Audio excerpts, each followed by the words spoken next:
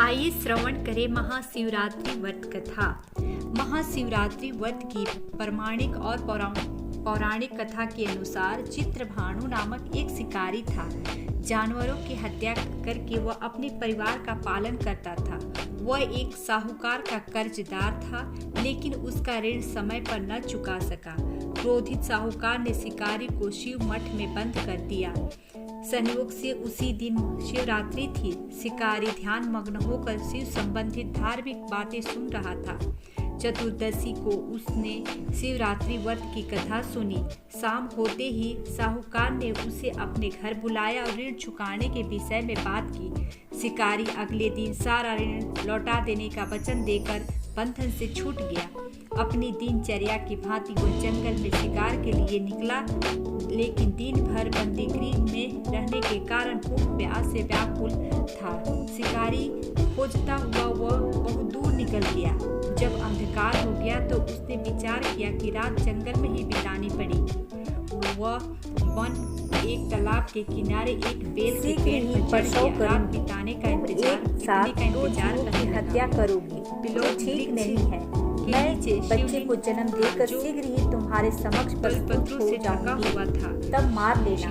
शिकारी ने पतंगा कर दी और जंगल झाड़ियों में लुप्त हो गई। पतंगा चढ़ाने का ढीली करने के वक्त वे बेल पर से शिवलिंग पर अन्यास ही चली गई, शिवलिंग पर गिर गए। इस प्रकार उसने अनजाने में का व्रत भी हो गया और शिवलिंग का बेलपत्र भी चढ़ गया। एक पहर रात बीत जाने पर वह गृहिणी शिकारी पर पानी पीने पहुंची। शिकारी ने धनुष पर तीर चढ़ाना न रहा। पतंगा जाने पर हिरणी बोली, पर बाण चढ़ाया।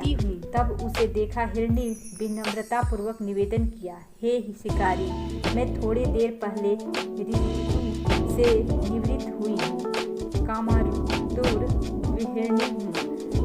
अपने प्रिय को खोजने भटक रही हूँ। मैं अपने पति से मिलकर शीघ्र ही तुम्हारे पास आ जाऊंगी। शिकारी ने भी उसे जाने दिया। 2 बार शिकार को होकर उसका माथा ठनका। वह चिंता में पड़ गया कि रात्रि का आखिरी पहर बीत रहा है। इस बार भी धनुष से न लगकर कुछ बेलपत्र शिवलिंग पर जा गिरा तथा दूसरे पहर की पूजा भी संपन्न हो गई। तभी एक अन्य हिरणी अपने बच्चों के साथ उधर से निकली। शिकारी के लिए यह धार्मिक अवसर था। उसने धनुष पर तीर चढ़ाने में देर नहीं लगाई। वह तीर छोड़ने वाला ही था कि हिरणी बोली, हे शिकारी, मैं इन बच्चों के पिता के हवाले करके लौट आऊंगी। इस समय मुझे मत मारो। शिकारी हंसा और बोला, सामने आए शिकार को छोड़ दूं? मैं ऐसा मूर्ख नहीं। इससे पहले मैं 2 बार अपना शिकार खो चुका हूँ। मेरे बच्चे भूखे प्यास से व्यग्र हो रहे होंगे। उत्तर में हिरणी ने फिर कहा, जैसे तुम्हें अपने बच्चों की ममता सता रही है, ठीक वैसे ही मुझे भी। हे शिकारी, मेरा विश्वास करो, मैं इन्हें इनके पिता के पास छोड़कर तुरंत लौटने की प्रतिज्ञा करती हूँ।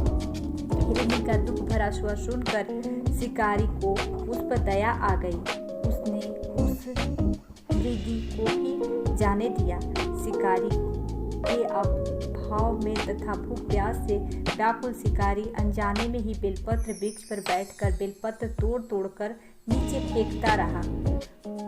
पौ फटने को हुई तो एक हष्ट-पुष्ट मृग उसी रास्ते में आया।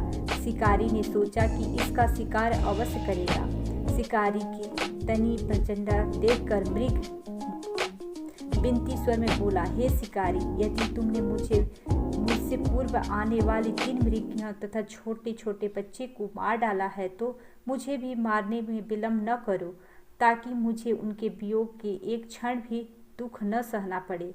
मैं उन हिरनियों का पति हूँ। यदि उनमें जीवन दान दिया है तो मुझे भी कुछ क्षण का जीवन भी दे दो, कृपा करो। मैं उनसे मिलकर तुम्हारे समक्ष उपस्थित हो जाऊंगा। मृग की बातें सुनते ही हिरनी के सामने पूरी रात का घटना चक्र घूम गया। उसने सारी कथा मृग को सुना दी।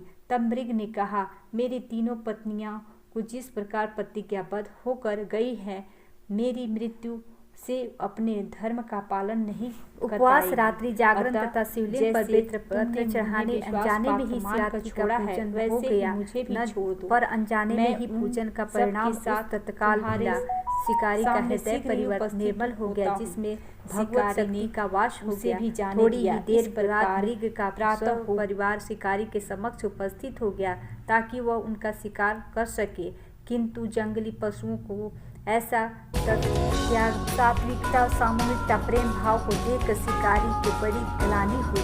उसने मृग परिवार को जीवन दान दे दिया। अनजाने में ही शिवरात्रि का व्रत का पालन हो गया, पर शिकारी को मोक्ष प्राप्त हुई। जब मृत्यु काल में यमदूत उसके जीवन को लेने आए तो शिवगणों ने उसे वापस भेज दिया तथा शिकारी को शिवलोक हो गए।